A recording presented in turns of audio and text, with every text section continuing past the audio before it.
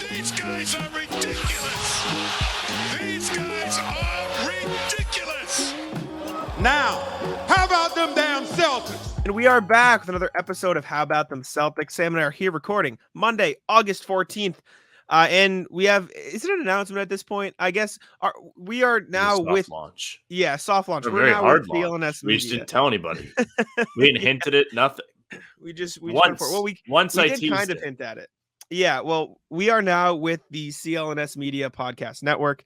If you're in the Boston area, New England area, you probably know CLNS. They have plenty of great podcasts. Obviously, there's the Garden Report, which is their post-game show. They have First to the Floor.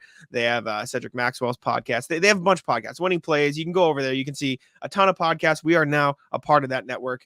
So if you are listening to this on the CLNS channel, know that the videos on CLNS usually go up a day after we post the podcast. So, for example, we post our podcast. This is for any new listeners. We post our podcast on our channel Sunday, Tuesdays, and Thursdays. You'll probably see them on CLNS a day or two later.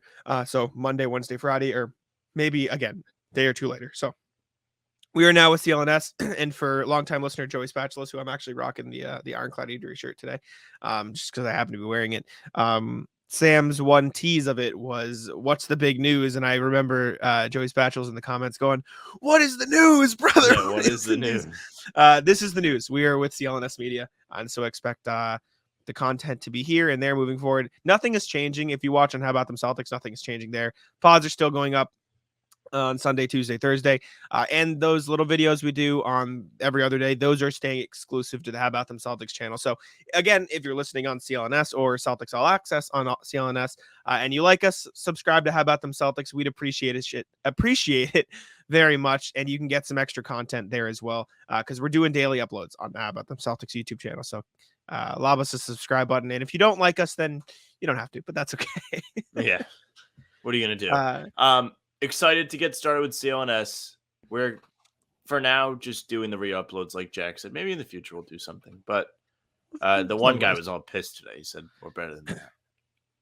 Yeah, somebody was not happy that he saw a re-upload. But, that probably means he saw it on our channel already. So Thank you, the listener who watched it on our channel first. But, if you want to get our podcasts when they first drop, again, subscribe to How About Them Celtics on YouTube. And they'll be on all the CLNS channels a day later.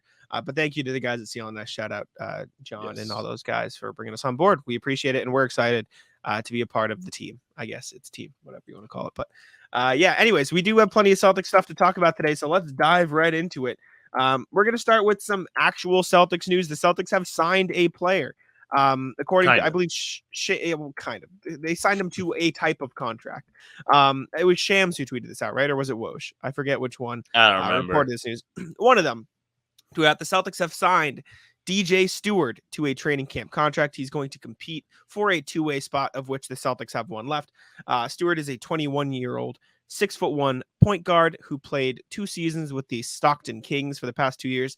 This past year, he averaged 12 points, almost 3 rebounds, 4 assists, shot 46% from the field and almost 41% from deep on 3.9 three-point attempts per game. Now, this is something we talked about, maybe bringing in another point guard because the shakiness with Brogdon and Pritchard's future, as well as the fact that J.D. Davison didn't exactly look great in Summer League, but DJ Steward getting a chance to compete for a contract is fine. He's a bit undersized for maybe what you want to see, but he's had his 2 solid seasons with the Stockton Kings. So at least the Celtics are filling out the training camp roster. Yep, I'm sure we'll get a couple more of these at the very least, right? Do you know how many guys they're supposed to have added to the training camp roster by the time it comes They around? can have up to 20 players on the roster, I believe. Or maybe it's around 18 to 20, I think is the max. And they currently have 13 on the roster, right? Plus the 2-way guys. And so they have a little bit of wiggle room to work with here. They can probably sign a few more guys to training camp deals. Okay. Well, not the worst place to start. The numbers are good. The shooting percentages are really the eye catcher. Plus or above 40% from 3 is always good, especially with the Celtics where they're trying to build out their roster with shooters because Mazzulla loves threes more than anything. So bringing in somebody that can shoot the 3 makes a ton of sense. Will he ever actually play for the Celtics? We don't know. Up in the air. Definitely up in the air. But based on his resume And the way he played in the G League, it makes sense why the Celtics wanted to take a chance on him. Like we said, like maybe you bring in another guy who can play, make a little bit, defend. I don't know much about his defense because I'm not familiar with his game, as Shaq said. But looking at his real GM page, he played for Duke, his pre-draft team. So maybe there's a Tatum connection there in terms of just the Duke brotherhood, whatever. Played 2 games for the Stockton Kings, like I said, played well this past year. And in his rookie season in the G League with the Stockton Kings, he didn't shoot the ball well, so he did take an step up in terms of his 3-point shot, which is good. Also shot the ball fairly well in summer league this past year. Excuse me, played for the 76ers summer league team.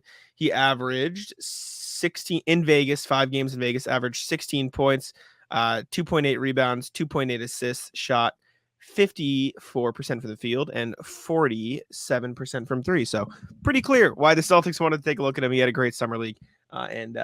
Yeah, just a nice signing. I did think at first he was somebody else. There's also a guy who was in the same draft class as DJ Steward, named DJ Steward. And so I wasn't sure. I wasn't sure who was at first, but the joke I was going to make was DJ Steward was a member of the Heat's team, Sioux Falls Skyforce. So I was going to say, they just swapped Justin Champagnie for DJ Steward, but the Celtics signed DJ Steward, not DJ Stewart. So signing somebody from the Kings G League team instead of the Heat, which make of that what you want. But so Celtics getting Steward. Had they signed the other guy, it would have been like, why didn't the Heat have interest in him? Because they find every last drop of talent. So that was the I guess this is a move with more upside. Hopefully. Yeah. Potential's a bit more untapped, I guess. Can't wait to never talk about this guy again. Yeah, there's your news, though. DJ Welcome Stewart. to August. Of course. Speaking of August, James Harden made sure we did have stuff to talk about in August. He is making waves. He's doing something. So a report originally came out, I think this was Saturday, that the Sixers were like, yeah, we're not trading James Harden. We're keeping him. We're going to bring him to training camp, whatever. Then Sam Amick and some other people, Sam Amick of the Athletic, saying James Harden still doesn't want to be there. Like, of course, and I could have told you that, right? Anybody could have told you that he doesn't want to be there anymore. Then today, James Harden at a camp in China, I believe, right? Is that where he was when he gave the speech? Said twice over. Let me just find the actual quote because it'll take me 2 seconds because it is everywhere on Twitter. And I know he said the same thing twice. This is all people are talking about today, and probably because it's August. James Harden, Daryl Morey is a liar, and I will never be a part of an organization that he's a part of. Let me say that again. Daryl Morey is a liar, and I will never be a part of an organization that he's a part of. Now, you may ask, Jack, Sam, why is this in the Celtics section? Well, this is pretty large implications for the Celtics, considering the Sixers are one of the top teams in the Eastern Conference. Doesn't seem like James Harden wants to be in Philadelphia. And if that's the case, Philadelphia might not be that good next year. I mean, they have Joel Embiid, so they will be a playoff team. This isn't saying they're going to fall to like the top pick in the lottery, but without James Harden, as much as you want to joke around, James Harden's not a playoff performer, he's still an all-star caliber player who averaged damn near 21 and 10 last year. I don't know the exact stats, but like he is the second best player on one of the best 3 teams in the Eastern Conference last year, and he doesn't want to be there anymore. And they're probably not going to get a great return based on what we're seeing in the media. So that has big implications for the Celtics in terms of the Eastern Conference standings, as well as like if you're the Celtics, can you pry pieces away from the Sixers? Like, what are the Sixers going to do? Because if they blow it up, there are pieces Celtics could maybe target in trades. Obviously, Joel Embiid's like the dream target if you could grab somebody. But like, do they want to keep D'Anthony Melton? Would you grab D'Anthony Melton as a guard? Would you bring in, player X off the bench? Would you there's a lot of ways this could impact the Celtics because they have 2 open roster spots. And from the perspective of the Sixers are a division rival and a conference rival who the Celtics compete with directly. And if they lose James Harden, they're going to be worse. And even if they don't and they want to bring him back, it's probably not going to end up well for them. Yeah, of course. With the Celtics, this has always been an interesting thing because Harden has been linked to the Celtics plenty of times. Back in early 2021, late 2020, when he was pretending to be fat in Houston, there was that rumor that Danny Ainge might be in on this trade, and they did have negotiations with Houston to go get Harden. The piece that they refused to include was Jaylen Brown. Here we are 3 years later. James Harden is now forcing his way off his 3rd team in 3 seasons, and Jaylen Brown just signed a Supermax to stick around and has really been successful overall as a Celtic. in that time period. So Boston definitely made the right choice not going to get Harden. Harden's play style doesn't really favor winning team basketball, at least in Boston it doesn't, with the ball dominance and all of that. His play not translating to the playoffs is another thing that really would have hurt the Celtics had they went after Harden, right? So just something I point out anytime I write about this. Game 6, Game 7 against the Celtics this season, no show. 16 points in Game 6, even less in Game 7. 5 turnovers in each game. Straight up gave up in Game 7. He didn't want to be there. Mind you, they wouldn't have got that far if it wasn't for James Harden, who won them Game 1 single-handedly and also hit the game-winning shot in Game 4. Yeah. 2 games that, again, the Celtics could have very well swept that series. It was one thing we talked about at the time. People were pissed about it, but it's true. They were 2 defensive stops away from a sweep, and James Harden was the guy that prevented the stop, I guess. So there are positives that come with James Harden, just not if you're a Celtics team. It doesn't make any sense to get in on this from a Celtics standpoint. Not for Harden. Picking off the other pieces is interesting, though. Someone like DeAnthony Melton would be very interesting. I think he's a good role player. He proved to be an irritant in the playoffs. Against the Celtics, he was a pain in the ass. He had some really good moments. Embiid has always been a guy that we've discussed as a potential Celtic. Yeah. He would be a really, really great personality to be here. The fans would really like him. I don't know if they go after him, especially after the Brown extension. It doesn't make sense. They can't trade Brown for another season. And if they were to land Embiid, that would be the avenue they would have to take pretty much almost certainly. Yeah. And I also don't know how willing Philly's going to be to trade with Boston. That's an underrated piece of this. I agree. They probably wouldn't. But like you said, picking off the pieces, you could sit here and make an argument for, just get James Harden because his value's low. Like, realistically, could the Celtics beat a package that the Clippers offer? Probably. But would you give up Brogdon and Robert Williams for James Harden? I wouldn't, personally. Not for 1 year of James Harden. And even if you get him past this year, he's probably like going to be on the decline and want a lot of money. So that's a no for me. But like you said, I think DeAnthony Melton is a very intriguing piece. The Celtics have plenty of guards already, but if you can flip Peyton Pritchard and another salary for DeAnthony Melton, that's an immediate upgrade in that. He's not the same level as Marcus Smart, but he can probably bring that same defensive intensity. He was a great defensive player for Philly last year. He second in league in steals, I believe, behind OG Anunoby. So there's something there. Another guy the Celtics showed interest in, Patrick Beverley, signed with that team. And if that blows up and goes, realistically, if Patrick Beverley doesn't want to be on a Philly team that's in limbo next year, or at the very least, the Sixers are like, let's get something for him. Like, you could trade a 2nd round pick and grab him for a minimum, right? And Philly might take it if they are seriously in a up and down spot. PJ Tucker's another guy. I know you don't like the idea of PJ Tucker. I wouldn't mind the idea of PJ Tucker if you can get him for the right price. What that price is, that's where the question marks come in. Paul Reed, maybe, if you really want to get into like the backup center game. But it's just going to be interesting to see the pathway Philadelphia takes, right? Because from the Celtics perspective, they are going from, the Sixers are going to be one of the top 3, top 4 teams in the East to what's happening in Philly? Like, what are we doing? And realistically, what's the best they get back for James Harden, Sam? Like, who wants to trade for James Harden right now? That's what I'm saying. Market. We talked about this beforehand. The Clippers, we get Norm Powell. Cool. No other team is going to want this guy. You're just seeing him force himself out of 3 straight teams he's been on. Houston pretended to be fat. Brooklyn pretended to be fat/hurt and eventually got off the team in the Simmons deal. Now Philly, he's publicly coming out slamming the GM for whatever reason. And I know you have a theory on this, whether you want to talk about it now or later. And then being like, I'm not going to play there anymore. I'm not going to training camp. Well, also, maybe don't opt in. How about that? If you didn't want to play on the Sixers, you had a free out to not play on the Sixers. He has no leverage in this situation. I think the NBA should come in and step in and be like, hey, listen, you're not getting paid for the season. Now, if this continues. Listen, I agree that the situation is whack, but I also wonder how much of this is the Sixers being scummy, right? And you can blame James Harden. You're under contract, you play. But at the same time, let's not he decided to be under contract. That is the kicker. I know. Listen. Yes. Right. And I acknowledge that. But let me make this point.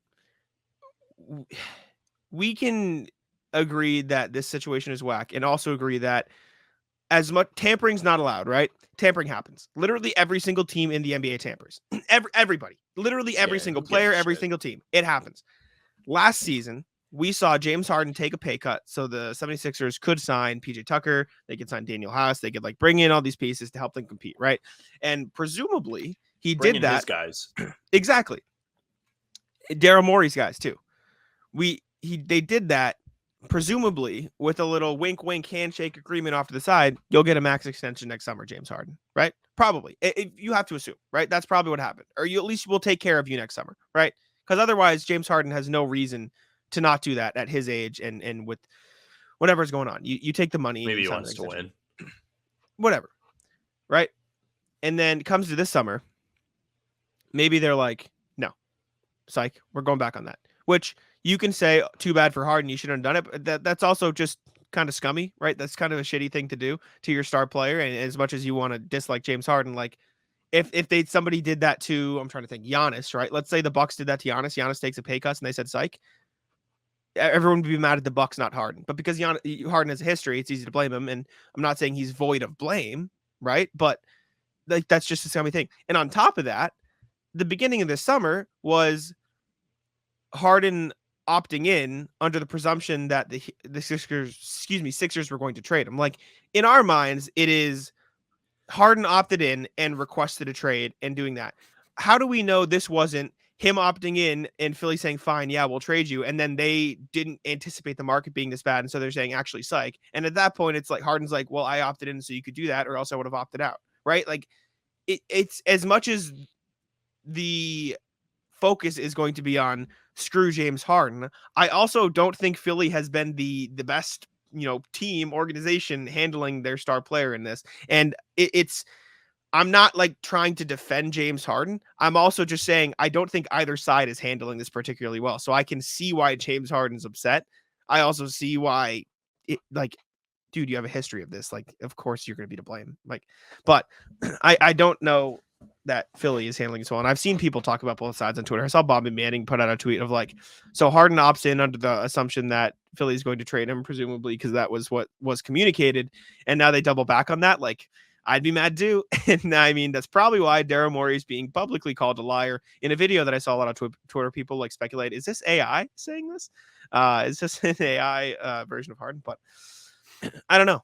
It's just weird. It's just weird for both sides. I don't think Philly has probably lived up to some of the promises they made to Harden behind the scene, but in their eyes, they said, whoa, but if we ever said that, it would be tampering. So we would never say that. So it just reeks of bad business all around. I don't know. I don't feel bad. I think Harden's been a scumbag to 2 franchises in the past. He's kind of doing it to a third.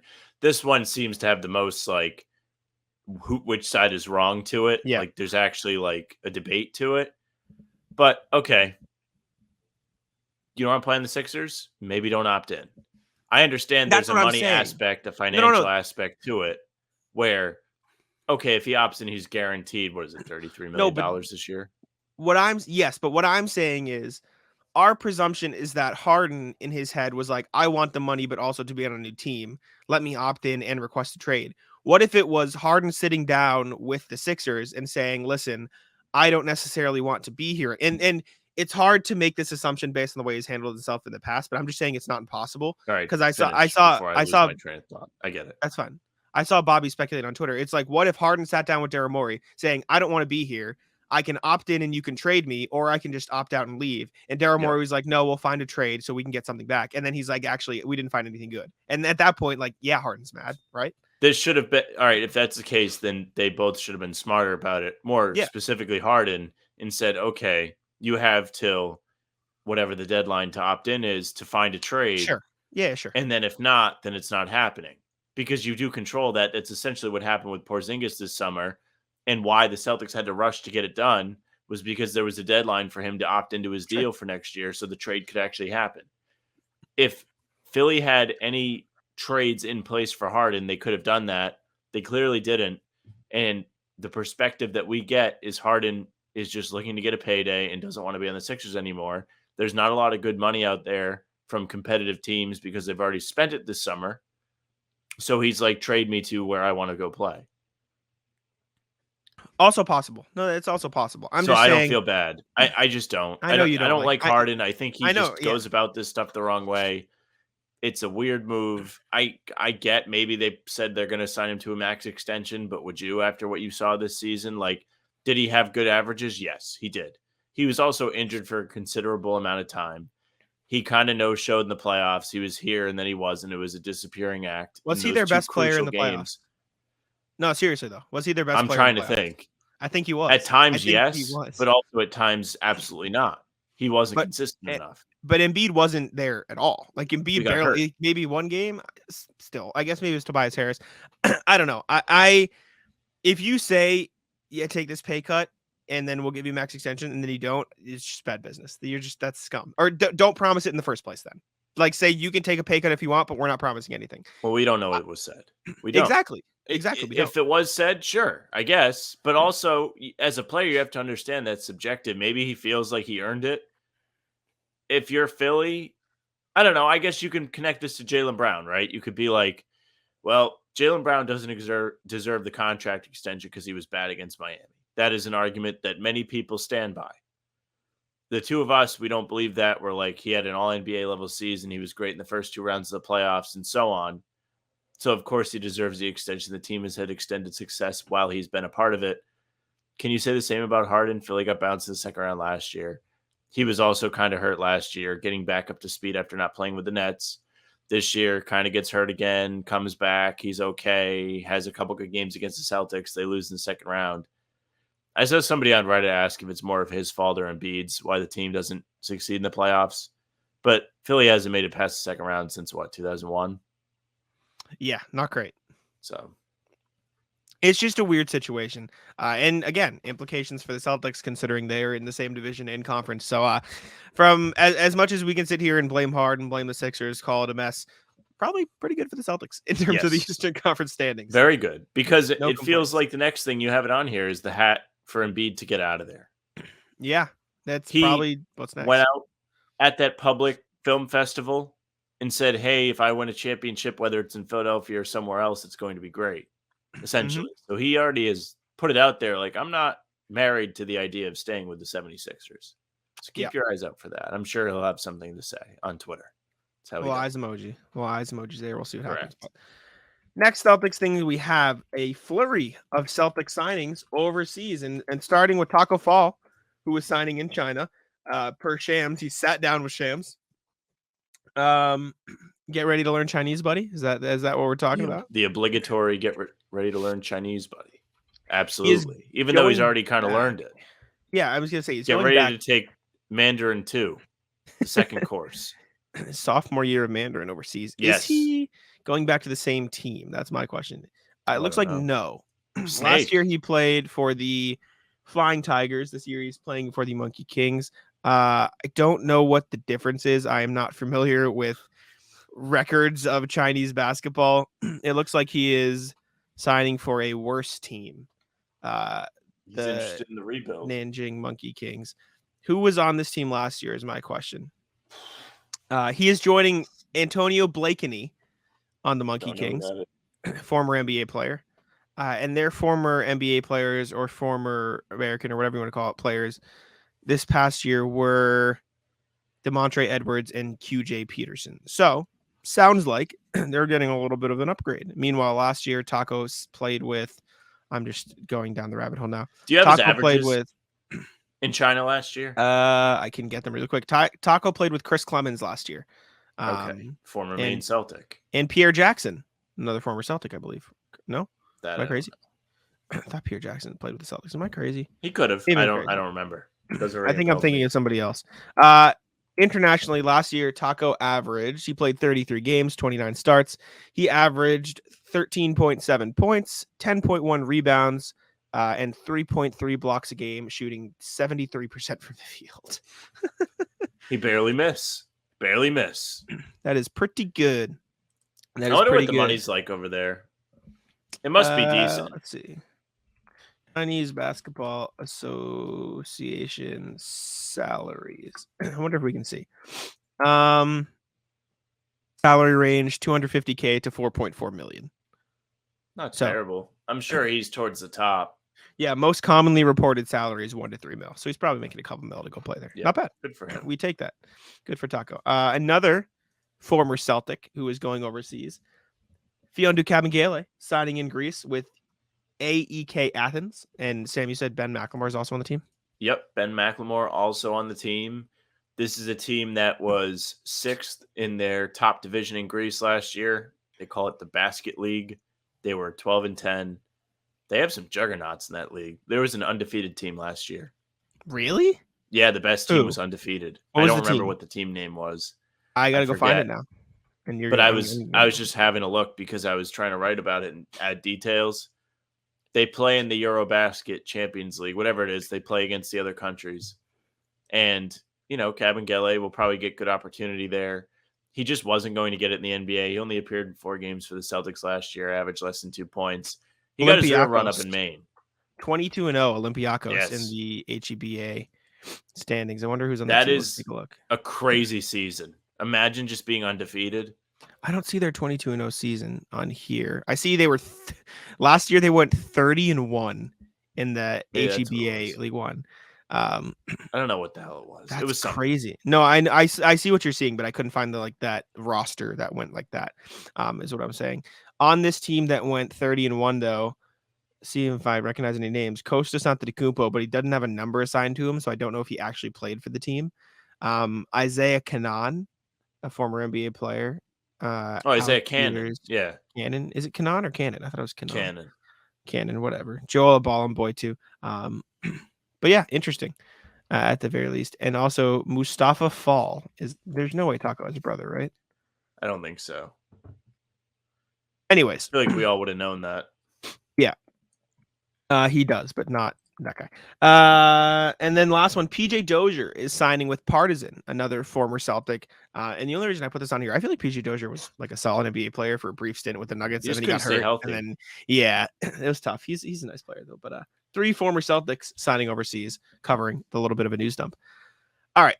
It's August. We have a fun activity that we're going to do. I wrote an article for Nug Love, which is fan-sided Nugget site, which Sam runs. And I built a dream team around Nikola Jokic. And now my stipulations were I saw King of the Fourth Quarter's basketball or newsletter brand, Enjoy Basketball, has done these tweets on Twitter where it's like, build a perfect lineup around this player with this, this, and this. And so my stipulations were you can choose 1 Hall of Fame player, you can choose 1 current All-Star, and you can choose 2 role players. I did current role players, but you can do, role players from whenever you want. So we're going to do that for Jayson Tatum. We're going to build a dream team around Jayson Tatum with 1 Hall of Famer, 1 current All-Star, and 2 role players. I did all current role players, but just because that's where my brain was at. And once my brain got stuck there, I couldn't think of other guys. Now, asterisk here. Stephen Curry is a current player, yes, but he is a Hall of Famer. If he retired today, he would be a Hall of Famer. And so if you want to choose a Steph Curry, a Giannis, LeBron, they are Hall of Fame players. If the player could retire today and be in the Hall of Fame, they fall under the Hall of Fame, not a current All-Star category. So that is what we're going with. All right. Sam and I both built different teams. We have not seen the teams we built. Do you want to reveal the best team we built? I built a couple because I was thinking of some options, but I will go with the best, what I perceive to be the best one we have. And we can rock. Do we want to go position by position? Sure. Or do you want to go Hall of Famer and then All-Star and then role players? Do that one. Okay. So yeah, I'll roll with this top. No, I'm good. I'll roll with this top, and then we can talk about my other ones. Who was your Hall of Famer that you chose? I picked Steph Curry. I was back and forth, but I landed on that. Who were you back and forth between? Because I had Steph Curry. I don't know why I kind of one. wanted to pick Olajuwon and put him at center. I had Tim Duncan at my center. The reason why I went away from it because I was like, it doesn't make a ton of sense to have somebody playing on the post. Yeah, primarily. That's why I chose Tim Duncan and rolled him at the center because Tim Duncan wasn't a 3-point shooter. He never took threes, but at least Duncan can shoot the mid-range a little bit, so you have a little more flexibility. So I rolled with Tim Duncan at the center. My secondary lineup does have Steph Curry in it, though, because, Steph Curry is just elite. But I'm going with this main one. I picked Tim Duncan as my Hall of Famer, put him at center. All right, who's your All-Star? Okay. My All-Star was Rasheed Wallace, another guy that can kind of have a jump shot. Okay, you went non-current All-Star, so we'll have different teams. That's good. Yeah. Rasheed Wallace is the All-Star. Would you play him at the 4 or the 5? 5. 5. Okay. Yeah. Interesting. I went current All-Star. I picked Tyrese Halliburton. I put him at the 1. Oh, that's a good one. Yeah, Yeah. see, I didn't want to go current. I wanted to be more fun. But that's a great. Okay, well, whatever. I'll go fuck myself. No, not like that. But I was trying to think of like good all-star point guards that were not Hall of Famers, and I feel like there's not a lot. Chauncey might have been a good bet for you. Right. So I landed on Curry just because I thought he was the best bet. Yeah. But somebody like Halliburton would have been a great choice for that. So good pick. Something for that you could have done. I wonder if we could do, how do I find it? All-time leaders in assists. Like you just look up assist leaders and guys.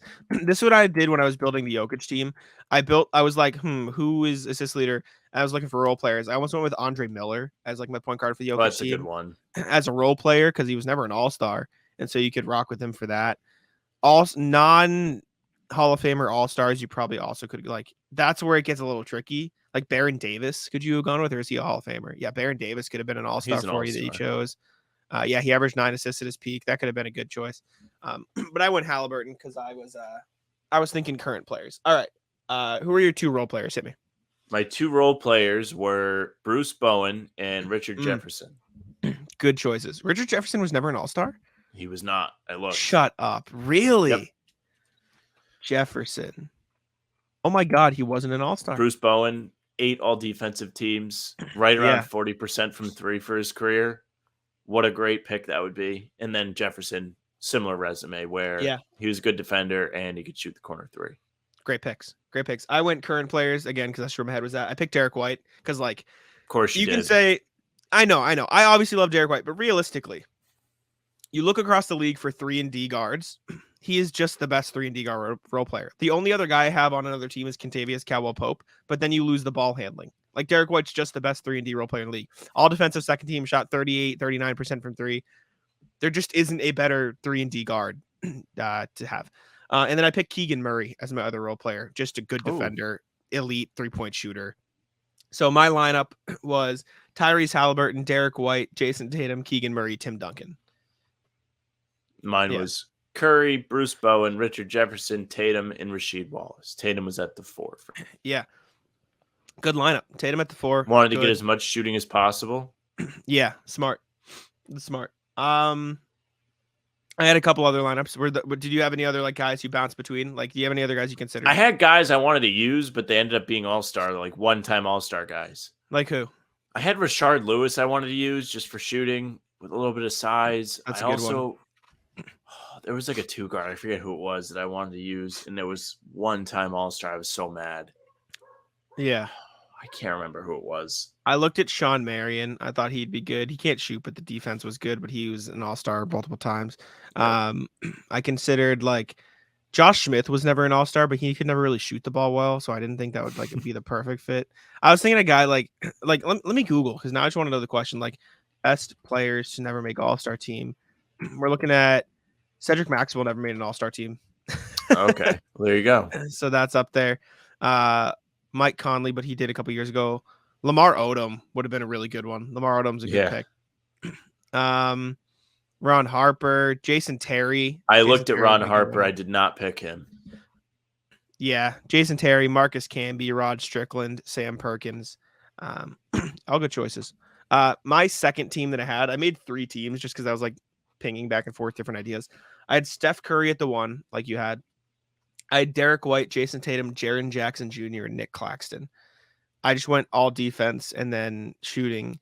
And then the last one I had was I wanted to see like I had Magic Johnson. I was like, what if you put Tatum with like a crazy, like one of the best playmakers ever? So, and obviously tall and can defend. Magic Johnson, Caldwell Pope, Jayson Tatum, Jaren Jackson, Miles Turner. I like stuck my head. Miles Turner, good pick. Thank you. Yeah. I stuck my head like I knew I wanted to put the Hall of Famer at the point guard or the center. I just thought that made most sense next to Tatum because he can play the wing and the forward so well. And then I knew if I didn't have a Hall of Famer who could shoot, everybody else had to be able to shoot. And so that's why with Duncan, I had like 4 shooters. And with Magic Johnson, I had Turner at the 5 so he could shoot. I don't know. It's interesting. Let us know who you would pick. Comment with your lineups. Al Horford's a good pick in this, actually. That's what I was thinking too. Yeah. Prime Al Horford as your all-star would be top tier. Or like I wonder, like, you could technically say, okay, don't give me all-star Al Horford. Give me this year Al Horford as my role player. You know what I'm saying? Yeah, I But suppose you could do that is that too. cheating at that point? Kind of. Picking the The game would be all-stars. much more complicated. Maybe if you had Yeah, to pick like a season. a year. Yeah. I just think picking the all-stars is the hardest part because you can't have a Hall of Famer, but you can't have like it's very middle ground. It's tough to find those players. That's why I stayed with like younger guys because like Tyrese Halliburton could be a Hall of Famer eventually, but like if he retired Not now, yet. he's not close. So I thought that was the best bet. I considered picking Bam too and running. You could go with like Solid. Steph, Derek White, Jayson Tatum. Pick a forward that can shoot and like defend multiple positions, and then put Bam at the 5. Like that'd be pretty damn good too. But yeah, I don't know. I thought that was a fun activity. Again, leave us in the comments. Excuse me. Leave a comment with What who you would players would you choose. pick? Let us know. Who's your 5? Who's stopping them? Bleacher Report's favorite post. Last Celtics thing we have, Jayson Tatum was at Hall of Fame weekend. He was going up the red carpet, and a Miami Heat fan screamed out to him, "Jayson Tatum, come to the Heat." Tatum looked at the fan. Nah. Yep. Shut At him least down. he's honest. Yeah. Imagine if he like shrugged. We'd all be like building on fire, pulled a fire alarm. Now Jayson Tatum's a flight risk. He didn't like the Jaylen Brown contract, etc. Let's take a look. This is, I'm sure you can hear it. Jason. Come to the Heat. He just goes, nah, Jason. I wonder if he has a hate for the Heat. I feel like they're getting to the point where they've played them enough times in the playoffs where he does a little bit. I think he hates the Heat. I think everybody in the Celtics roster right now dislikes the Heat. Well, especially right now, but like even in general, Yeah. I wonder if there is like a rivalry where it's like the players feel it, because we don't. No, that's what I'm saying. As Yeah. NBA fans, we don't feel that stuff as much anymore. Of course, the Celtics have rivalries with different teams just because of history. Obviously, the Lakers. Every time there's a Lakers game, all of us fans kind of get up for it. The players have an understanding of what it's like, so they get up for it. Philadelphia, I guess, is a rival because they've played them in the playoffs a considerable amount recently. They've both been on the same track or trajectory as they try and compete for a title. They also have the history too. Miami is like a team where you're starting to get a little bit of history, and now you're starting to get another era of a back and forth. Like 10 years ago, 2010, 2011, 2012, the Celtics played them in the playoffs. Now you've had 3 out of the 4 years the Celtics have played them in the playoffs again, all in the conference finals. Yeah, this is one of the NBA's only like new like real rivalries that's like over and over and over again. You see it like the only other one you can really compare, Golden State Memphis is another pretty good one. They've a few seasons in a row they've run into each other. They're probably developing that rivalry here, but like you haven't seen this sort of thing with like the same players on both teams facing off against each other, in the playoffs every year. Like it has been Jayson Tatum and Jaylen Brown versus Jimmy Butler and Bam Adebayo for 3 out of the past 4 years in the Eastern Conference Finals.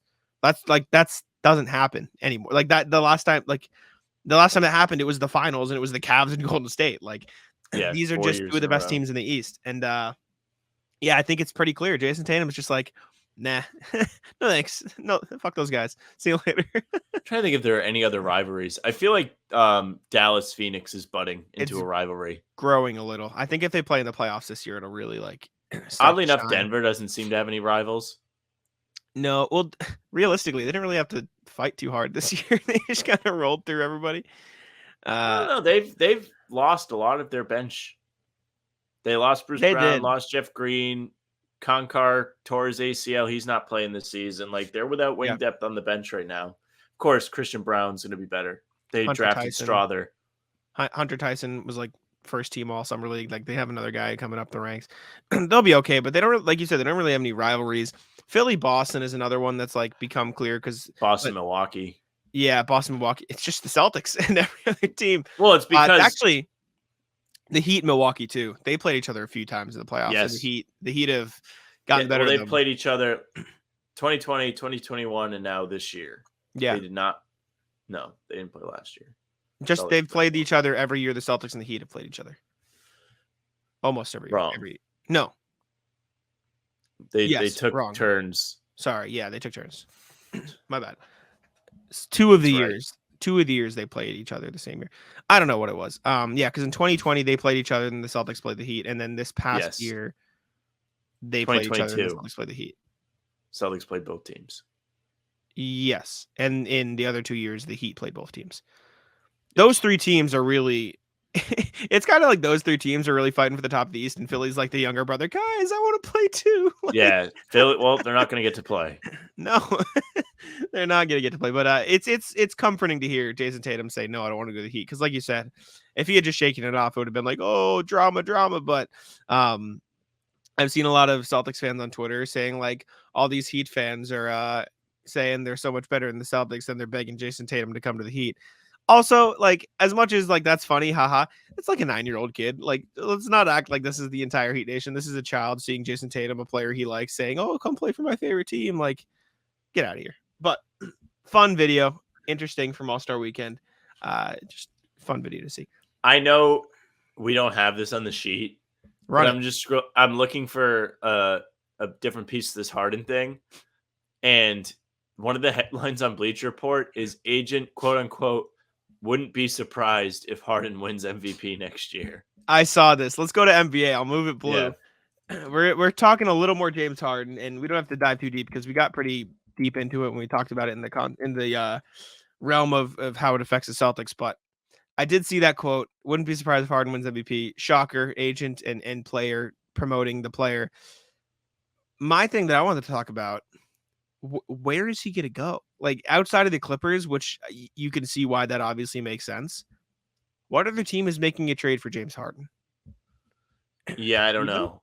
Bleacher Report had some ideas, and we'll go through them. But realistically, who wants that guy that can afford him and by getting him gets better? I just don't think there's that many situations out there. Toronto can probably afford him. They're a team that's mentioned on the Bleacher Report piece. But is it worth it for them? Does getting Harden make them relevant? No, I don't think so.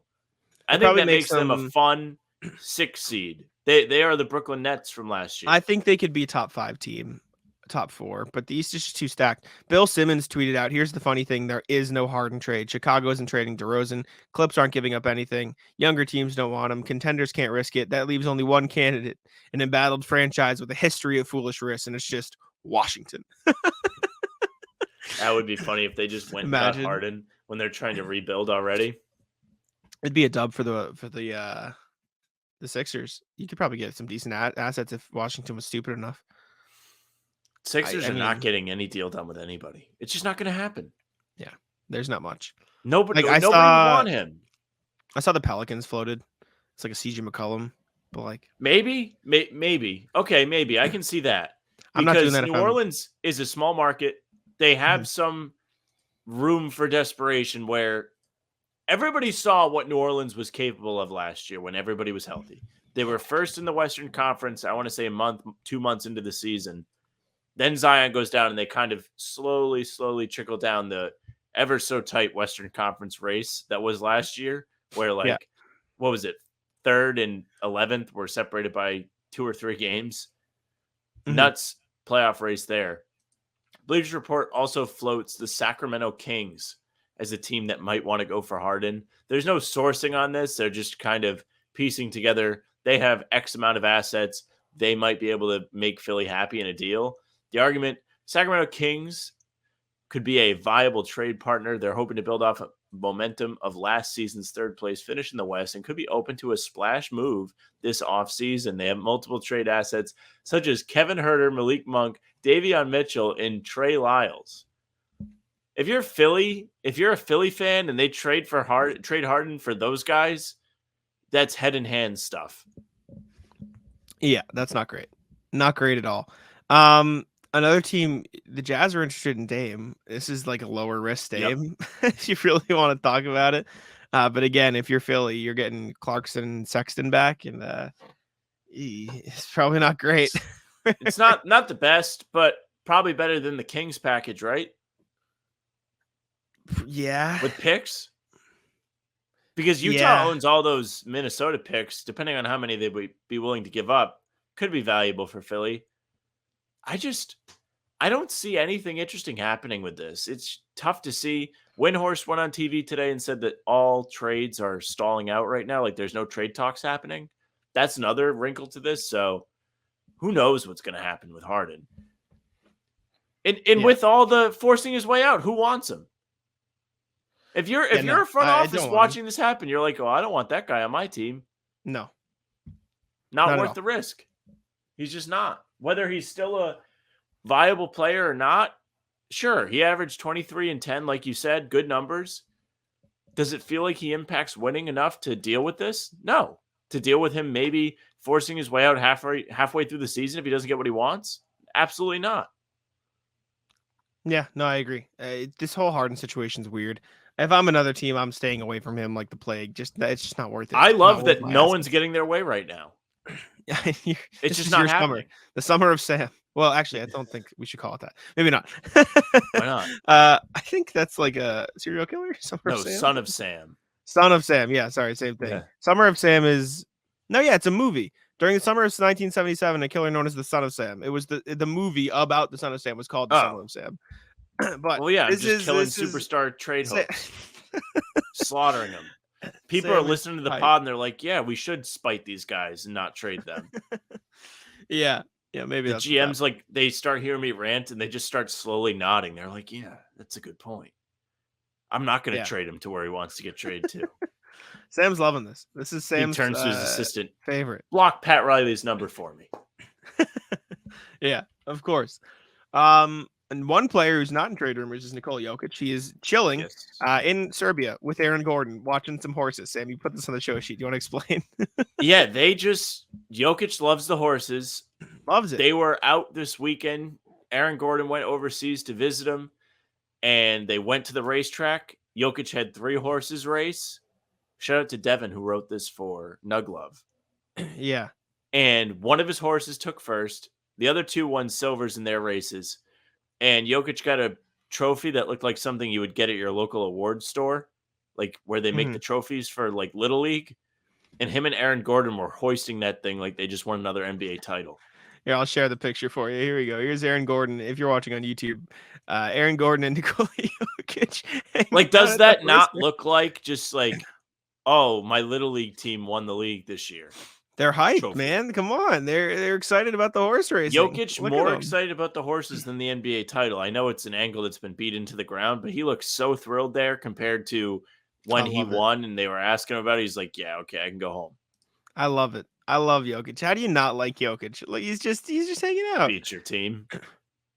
Yeah, that's probably one way. Lakers fans probably don't love Jokic, but he just doesn't give a shit. He's just hanging out. He's chilling with Aaron Gordon in Serbia, watching some horse racing. What a beast! Little tan. What a guy! What a beast! Yeah, no, Jokic and Gordon having a good time out in Serbia, watching some horse racing. Next thing we have Timberwolves drop some new jerseys. The jersey summer of heat is thriving. Sam, you brought this up a couple weeks ago. Seen a lot of good jerseys this summer. The Suns, the Kings, the Pelicans won. Not as good. No, but the Pelicans dropped a G League jersey. Timberwolves did drop some new jerseys inspired by the lakes. The lakes up in Minnesota, I believe, is City Edition inspiration. Young Gravy, the rapper, debuted them for them. He did. Yeah. You want to see? Here, I got the video. Let me find. Because you sent me the thing of Mike Conley. That was their Twitter debut, but like in person, Young Gravy. For Young Gravy. All right, let's see. He's got a robe on. He's chilling. He's pretty tall. He is. He's very tall. Debut in the jerseys. You can see it. Got the lake design on it. We'll find the picture of Mike Conley and Naz Reid. I like the jerseys. I think they have a cool gradient design. Yeah. They look good with the t-shirt. Say that about Naz Reid. He looks sharp. Got the waves in there. They're cool. I enjoy them. I like them. People don't like them. People do like them. People are going to dislike and like stuff all over the place. But I think they're cool. Looks like they're playing volleyball. They're different. Yeah, that's a bit odd. But they're different. They're cool. I don't mind the jerseys. City Edition. They're nice. Rank the jerseys. From the summer. Suns best, Kings second, that third, and Pelicans on their own strategy. I like the old school Kings font. I almost lean that over the Suns. They're cool. I think the Suns have that weird, like it still has something that's off about it to me. I have to pull it up now so I can like best explain it to you. but the way that their font matches the design behind it, it just doesn't look natural to me. Let me just see if it's because on the white jersey, the Suns lettering is white, which matches. Yeah, I don't blue. like that. Yeah, That's what it I looks figured. weird. But I don't know what color they should have done instead. Purple? Black. I don't know. That part's a bit weird. Excuse me, but yeah, Timberwolves rocking the new jerseys. They have come out with their new jerseys, and I like them. I think they're fine. I think they're cool. I spent this weekend at the Hall of Fame. Obviously, we talked about my first day there on the last podcast, but second day there was also fun. Cam Tabatabai of Celtics Wire came down to join me for the second day. He talked to a couple people. I was behind the camera because I was introverted, which I need to get over. That's probably my biggest problem. But we talked to Kentucky coach John Calipari about Greg Popovich and some other, and Wemby, I believe, too. So that was cool. We talked to, we pulled Boris Diaw aside on the red carpet, asked him a couple questions. Cam was like, do you have 30 seconds to talk about stuff? He goes, if the 30 seconds are what it takes for this line to clear up, then yeah, I have 30 seconds. And we talked to him for like a minute. It was cool. We saw a bunch of people on the red carpet. We left before the actual ceremony though, because like it was either stay for the whole ceremony and stay in a hotel one night, or watch a ceremony on TV later that night and just go home. And I think we were both could have tired. drove home At 11, 2 hour, an hour and a half, 2 hour drive at 11. Yes, I was exhausted. I didn't. You drive home. I didn't want to drive that late. Oh, I do. You don't. No, I don't. What the hell? You're wrong. I've done the drive before. I did not want to drive that late or stay in a hotel. I was just exhausted. And we didn't have seats. It was stay in the media room and watch, which didn't have AC. So I didn't want to sit in the media room. No, that was a good call by you. I wouldn't have wanted to be in there. If essentially it's hot and you're not getting any added bonus to being there besides what you got to do beforehand. Exactly. There's no reason to just sit there and watch it on TV when you could go home. Exactly. Yeah. So we headed out, but it was a good weekend. It was fun getting those things. And now our last thing before the rat list, Sam's Reddit post of the day. So I'll let you take this over. Yes, this was posted on the NBA subreddit, I think yesterday, by user Ingomatics. He says, what do you think is the worst decision an NBA player has made? He goes, I was on Twitter and someone had said Kawhi leaving the Raptors was the biggest mistake in NBA history. I personally don't think that, in parentheses. I think Dennis Schroeder turning down $84 million can be beat. But it piqued my interest as to what other notable mistakes NBA players made are. Keep discussions civil and informative. So I've got some replies for you, but is there anything that jumps out at you, Jack? Biggest mistakes. I see what you have here is like the Kawhi one leaving the Raptors. I think like he wanted to go to LA. I don't know if he would regret that decision because like he just wanted to be where he wanted to be. Other like mistakes is a weird one. Like if you want to talk about literal on-court mistakes, like J.R. Smith, like not shooting ball. You mean like decisions to leave and decisions to leave, turning down contracts. For example, he uses the Schroeder one where he could have got a lot of money from the Lakers. Yeah. Shaq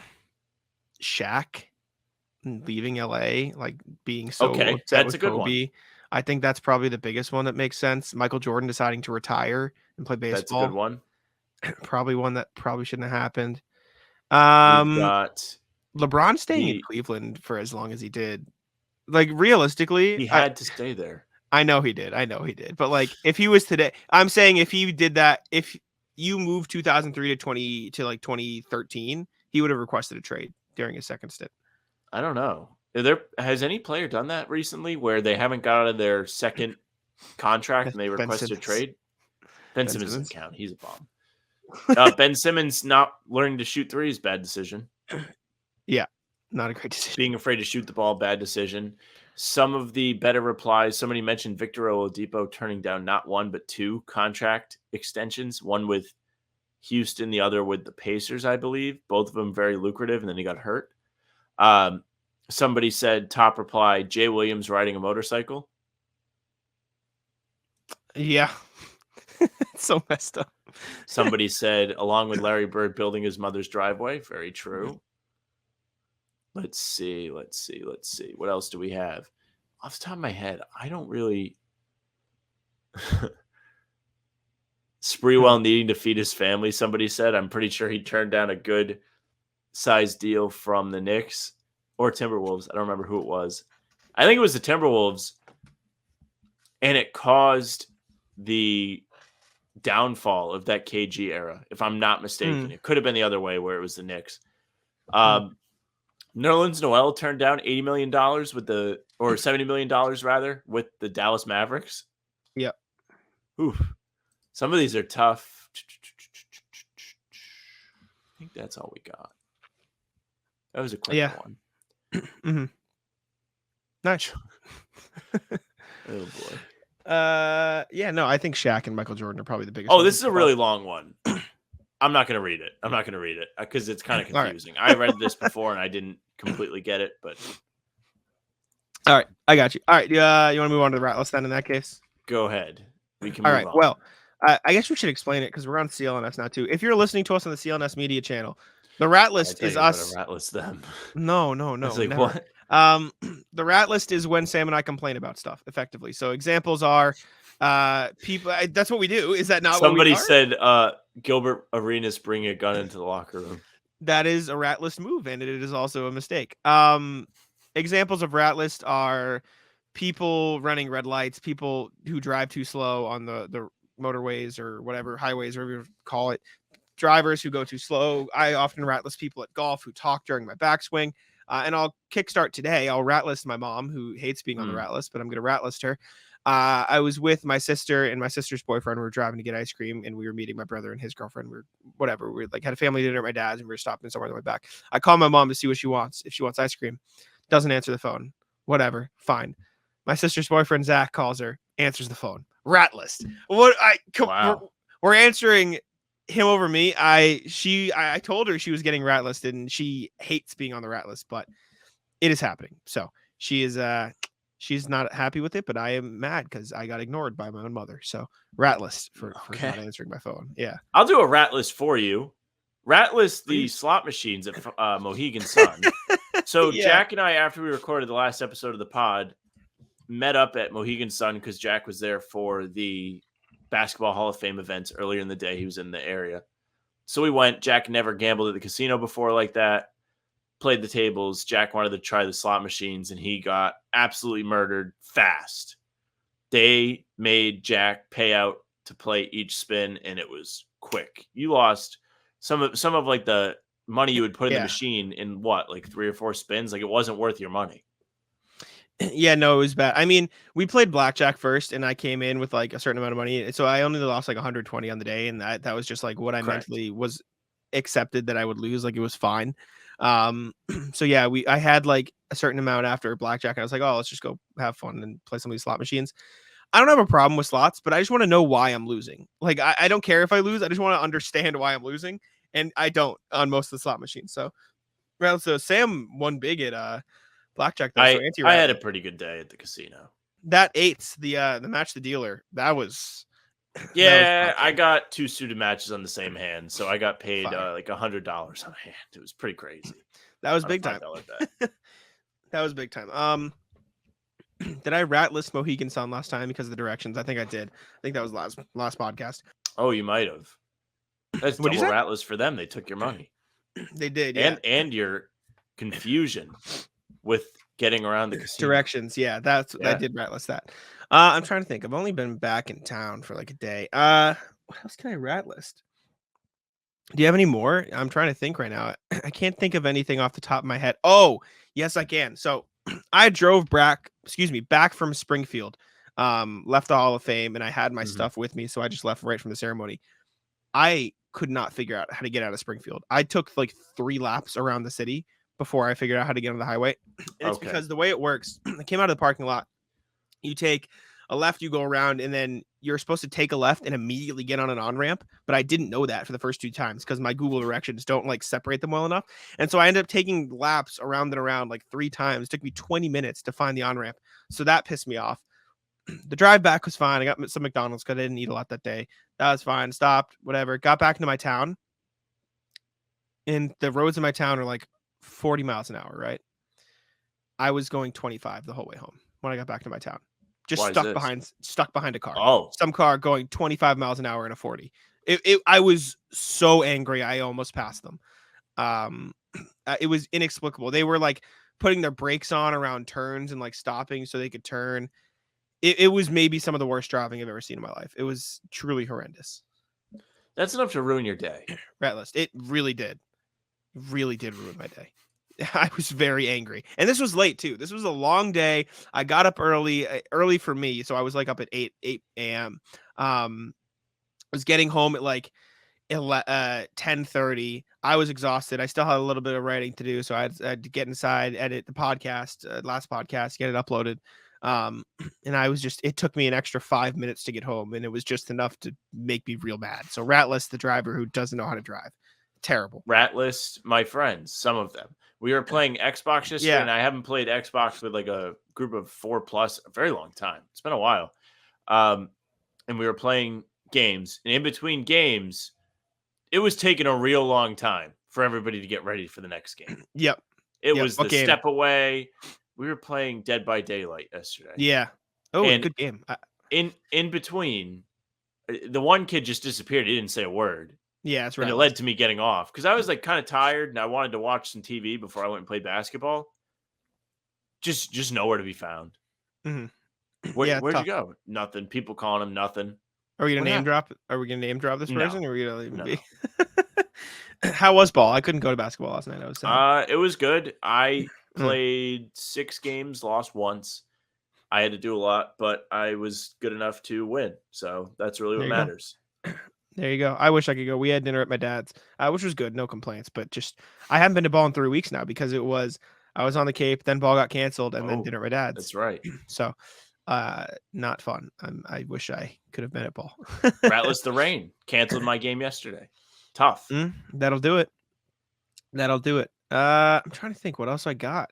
I don't know if I have many more Ratless outside of the driving back because just traffic was or people don't know how to drive. Oh, Ratless trucks who drive in the middle and left lane. Stop. Just good call. Go to the right beat lane. Me to it. Yeah. Were you gonna say this too? Something? Yeah, because I was on the Mass Pike Saturday, going to Springfield. I went to Six Flags. Jack went to the and I'm like, why are there so many trucks on this road? There's so many trucks. They're all driving slow and they're all in the way. And then there's the people that won't pass the truck. They're just driving fast enough to make a wall. That was the worst. Yep. Any highway the size of the Mass Pike, as long as it goes, the amount of towns you can get to using it should be more than 2 lanes. It's not like they're like, trying to preserve buildings on the side of the highway. It's all trees. Yeah. Just branch out a little bit more. I agree. Trucks who just drive in the middle lane. And like you said, the people who drive, and this can go like beyond just trucks. If you drive just fast enough to keep up with the car, fuck off. Go around them or stay behind. Don't make a wall. That's what I'm saying. And another bad thing, we for those new listeners on CLNS, we Ratless people who go too slow, right? The acceptable speed on the highway, which is 65, go 70 to 75, right? 75 is probably even the low end, right? You go in the 70s somewhere, right? That's a pretty wide 10-mile-an-hour range. And if you want to go on the 70 side, you maybe stay in the middle lane or even the far right lane if you want to. And if you want to go, 75 or even encroaching on 80, which if you're not, what it is what it is. We're not going to try to get go to court. Wink, like saying the other day. You go in the left lane. If I'm going 75 in the middle lane, respectable speed, right? I feel like that's a standard speed. And I am getting tailgated in the middle lane. Just pass me. Stop. Get off my ass. I'm going a normal speed. Either drive a normal speed behind me or go around me. Stop. It's not like I'm going 60 and you're tailgating me to make a point. You're just being a dick. Also, Ratless people who pass in the right lane. There's just no need. I got like encroached upon. I'm going 75 and these two people are going like 70, like 77 to pass me on either side. Right. And so I'm sitting there in the middle lane, like going my speed, whatever. And then they're like slowly encroaching behind me to where they're sandwiching me.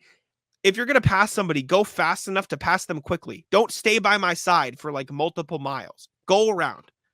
That's people piss me off. And the trucks thing, stay out of the middle and left lane. It's not built for you. That's not there for you. I don't care if you're going fast for a truck. I don't want to be next to a truck. Fuck off. Go away. Trucks, Ratless. They don't know the drive either. Ratless, the kid at Six Flags. Well, this is like a 2-part rat list. Hit me. The fast pass people at Six Flags, kind of rat list, kind of not. I mean, you pay the money, But standing in line is like they get to go up is kind of annoying. But the more annoying part was I was on, I think it's Thunderbolt, the wooden one. Not that you don't like this stuff. But no, I'm not a fan. These kids were like at the front of the fast pass line. They must have played one of those like prize games where they win whatever. And the one kid had a basketball and he like straight lost it and it hit the roller coaster as we were about to leave. What the hell? Yeah, like it bounced off the cart. Somebody like go get your kid. What's your kid doing? What are we doing? What are we doing? Weird anti-rat list. So my music program in middle school would take a trip to Six Flags every year. This is more of a story than the rat list, but that's what this portion of the podcast is for.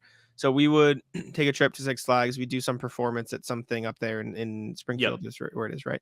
And then we'd go to Six Flags for the day. I didn't like roller coasters. I still don't. Just not a fan. I don't like high speed stuff. I am the opposite of an adrenaline junkie. It freaks me out. I don't enjoy it. So I just don't do it. But in turn, I spent my entire day playing the games at Six Flags. Like that's what I enjoyed. Okay. And then one year, I'll rat list myself actually because Kid Jack was an asshole. I won like 4 basketballs, right? I was on a heater, right? And we went there on a bus. So I brought them all on the bus. One of my friends, and it's not like a friend I'm still friends with. It was just like another kid who's like, oh, can I have one? I was like, no. I was like, no, they're mine. That's what I'm saying. But like in hindsight, they just sat in the closet. Like I could have just given the kid a basketball and I was just a dick. And I was like, no, and it was because like you said, I won them. So I was proud that I won them.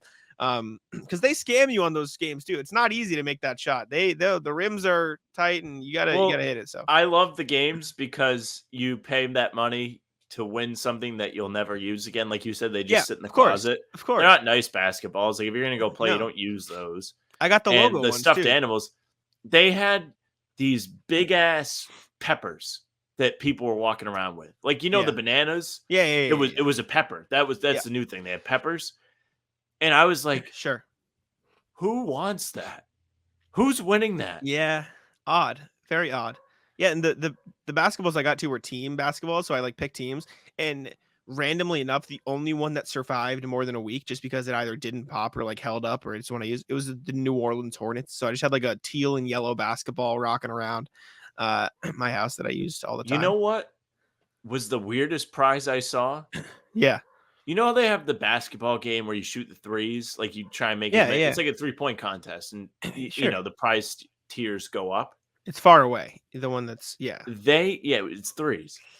They had Lance Stevenson Pacers jerseys lined up like a bunch of them. They had like 6 of them on the fence. You could win and it's not like when he was good. It's like the new Pacers jerseys, like with the words "make the circle" on the front. Oh, yeah. No. These aren't even the old ones. This is from his recent stint, like last year, whenever he played there. That's weird. That's so whack. Another rat list to the amusement park is I did not enjoy the roller coaster that did not have the shoulder harness thing. They just had the bar. Oh yeah, no. I mean, listen, it was still secure. Make no mistake. But I felt like I was like, I could fall out of this. I had a seatbelt on. I had the bar pressed all the way down. Like I was secure. But like when your chest can move after all the other ones have the thing holding you back, I was like, oh man, I could fall out of this. This isn't going to be fun. Mm-hmm. And of course, it was my girlfriend's favorite ride. It was her favorite. She loved it. Yeah, out on roller coasters. I can't do it, man. I went on one roller coaster in my life. Have you ever been to Storyland? It's up in New Hampshire, I think. I have not been. No. Do you know what it is though? Right? It's like I think I'm thining of Santa's Village, but it's like a thing. shitty it's like the little same thing. Yeah. Santa's Village, Storyland, same thing. Let me find a picture quick of Storyland. So for those wondering, can you take Matt the Rat off the screen? Oh, CLNS viewers, this is Matt the Rat. This is our rat list mascot. So this is Storyland. For those wondering, it is Cinderella. It is Fables. It is Humpty Dumpty. It is just it's like whatever. So the one roller coaster I've ever been on is the Polar Coaster at Storyland. And it's not like a baby roller coaster. It's like an actual one, but it is a kid's roller coaster, right? It's not like this is the whole thing, right? This is the whole roller coaster. And so I got on the roller coaster because I knew I didn't want to do it. Like I knew I wasn't a fan, but I was like, okay, I'll try it. I was like 8, maybe 7, like a young kid. Go on, get off, vomit. Never been on a roller coaster. Oh no! It just I could not handle it. I was next to my dad, stayed silent the whole time, and I just threw up right after the ride. And I have yet to be. This was again, I was 8, so this is over 12, 13 years ago. Haven't been on one since. Can't do it. When we're on the roller coasters, I like turn into Mike Gorman. Like we go down the drop, and I'm just like, "Whoa!" You know how he does that? Like when somebody does like a big dunk, like that's what I do when I go down the drop. I'm like, "Whoa!" And I'm like kind of fearing for my life, but also enjoying it. Yeah. We went on the big tower at the very end of the day. You know what I'm talking about? You go all the way up, and you drop. Oh yeah. So no. When we were in line, they are running 2 towers. There's one tower that is going up very slow, and then you go all the way up and drop. Yeah. And there's another tower. These are the same height. There's just 3 of them. That you're at the bottom, like you go up and like you're waiting, and then it just shoots you up real fast. Like, like 0 to 60, whatever it is. Like you go all the way up fast. I was like, shit, like I hope we don't get that one.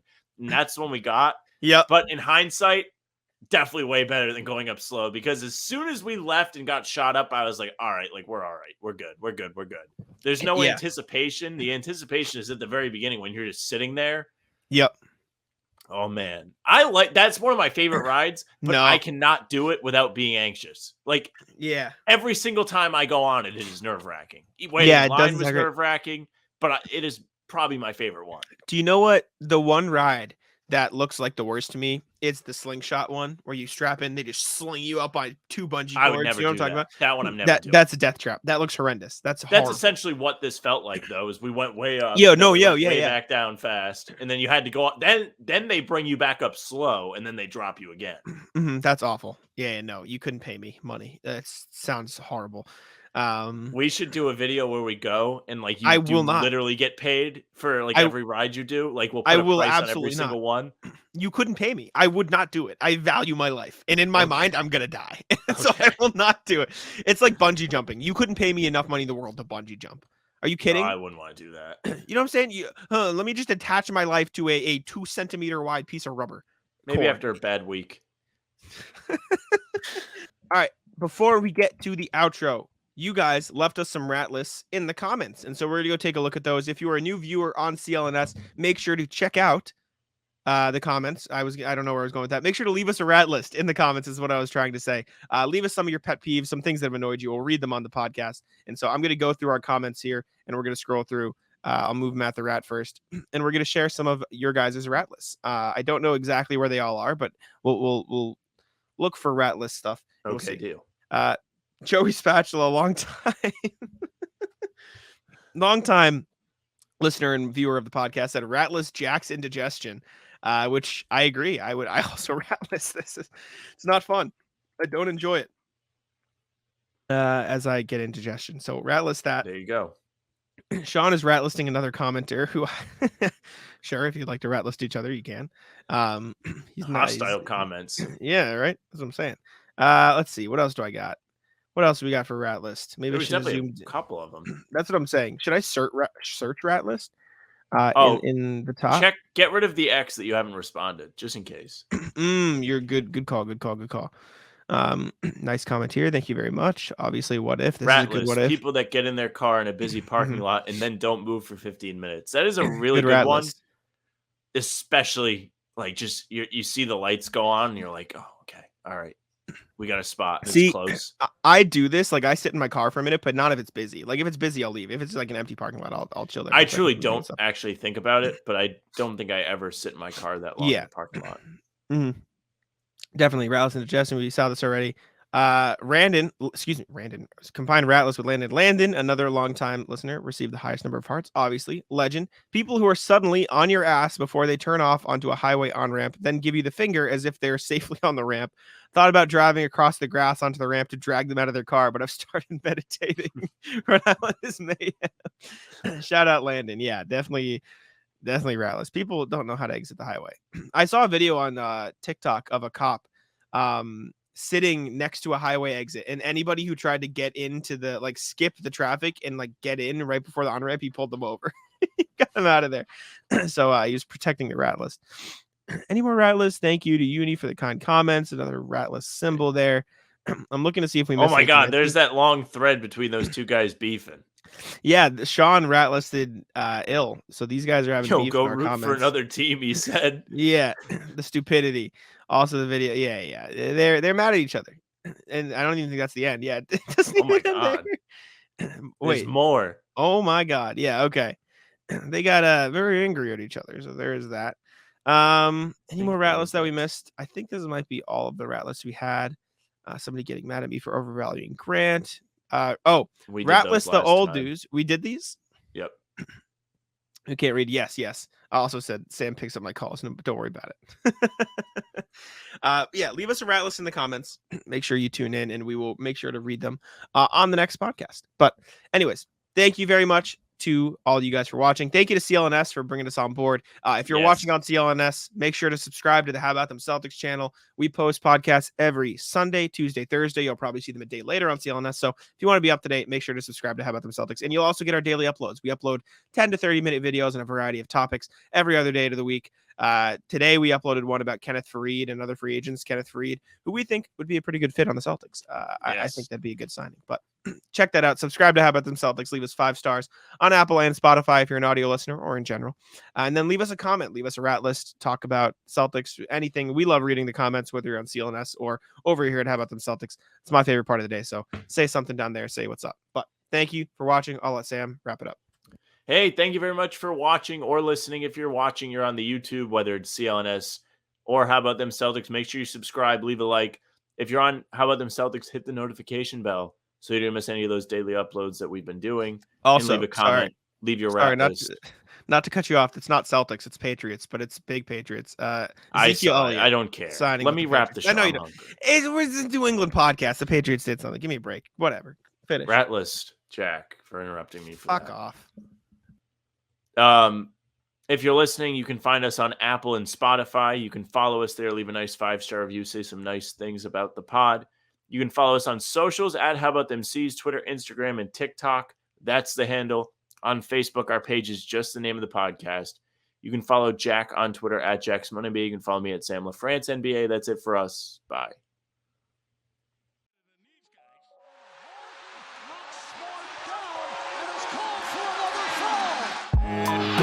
Tic-tac-toe.